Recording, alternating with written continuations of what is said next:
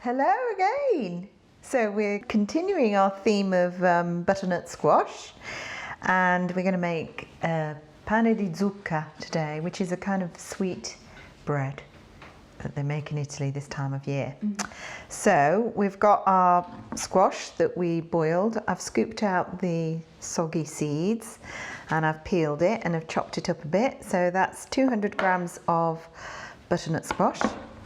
We've got 500 grams of strong bread flour. We're going to add a teaspoon of salt to that. Teaspoon of salt. And the other side of the pot we're going to put a teaspoon of yeast. Is that dried action? Dried action yeast, but you can use fresh yeast. And then we've got 100 grams of sugar, just normal sugar. So put that in as well. And then we're going to take all this. So there's 550 ml of olive oil and about 300 ml, but we'll judge how if we need more or less water, of warm water. So we're going to go over, because I do cheat, I do use a machine to do the heavy work. I haven't got time to do the kneading, but if you want to do it by hand, please do. So, see you in a minute over at the machine. And I've got the dough hook on, and get that all in there.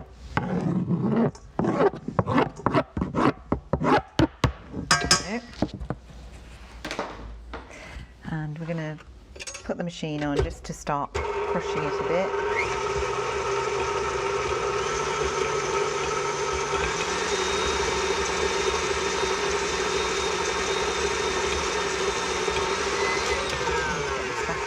I'm going to add the flour and the sugar and the salt and the dried yeast. Yeah. So get that in there. And we'll start putting that on. We're going to add the oil.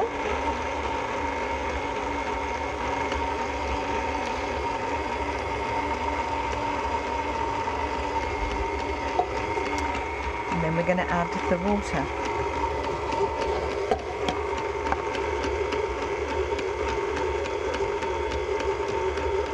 It's going to turn an amazing colour in a minute when all the pumpkin has worked its way into the flour. I think we're going to use the whole of that 300 ml of water. We may need a little bit more, but we'll see how sticky the dough is. Basically, with the machine, you let it all combine and then you leave it to like knead for about 5 to 6 minutes. So it's looking good. You can see the colour coming out now. Coming clean from the bowl, and we're going to leave it do its thing for about 5 minutes. So just leave it. I've got it on just the first setting. I'll just show you the dough.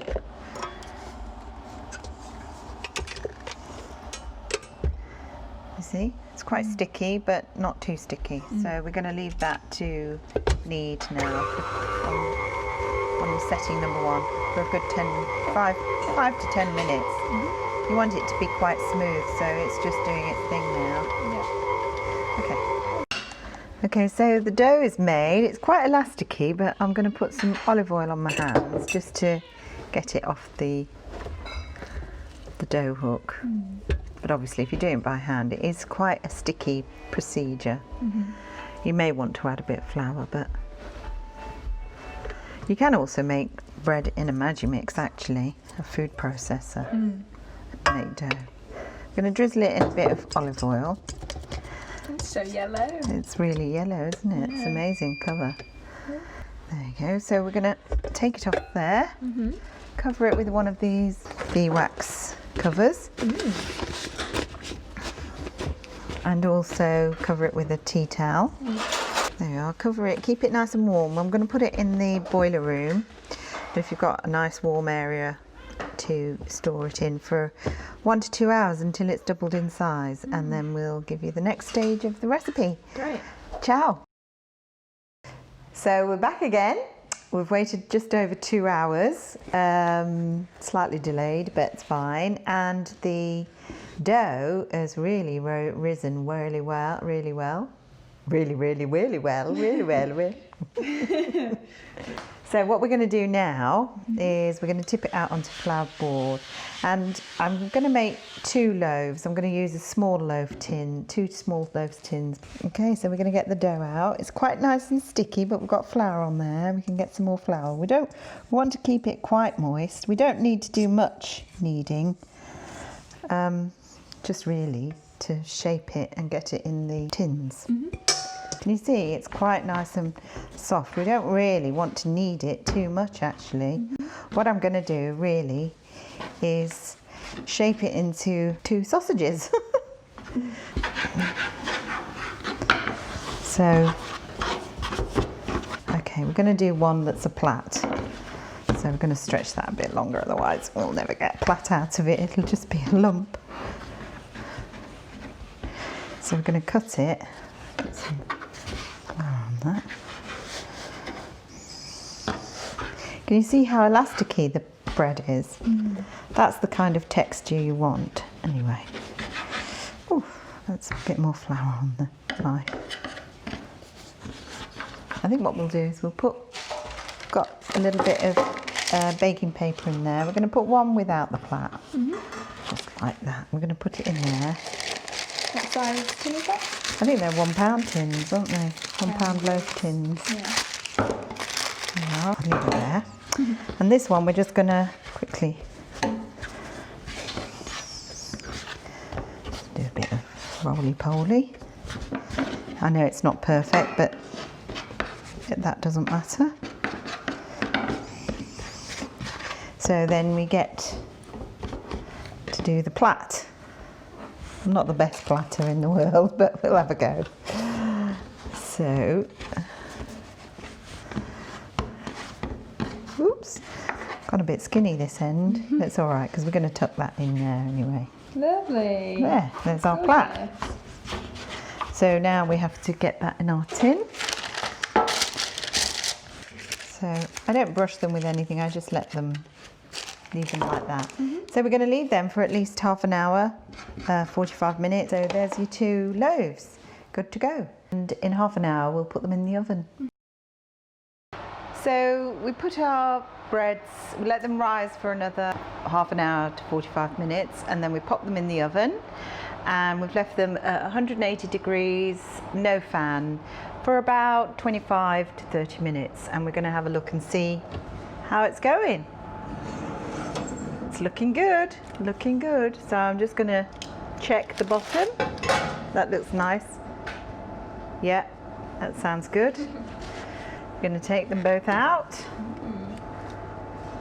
Pop them over here. We'll just leave them for a minute, and then we're going to tip them out and put them on the baking tray to cool.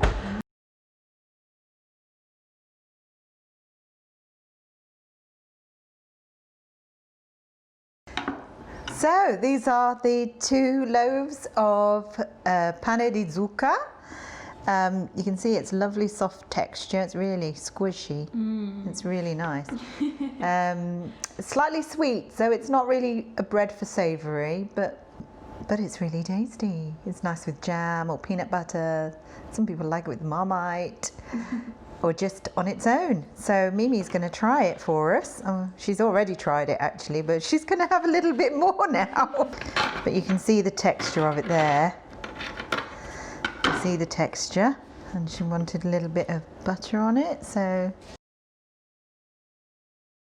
that looks good actually. Thank you. I might try it too.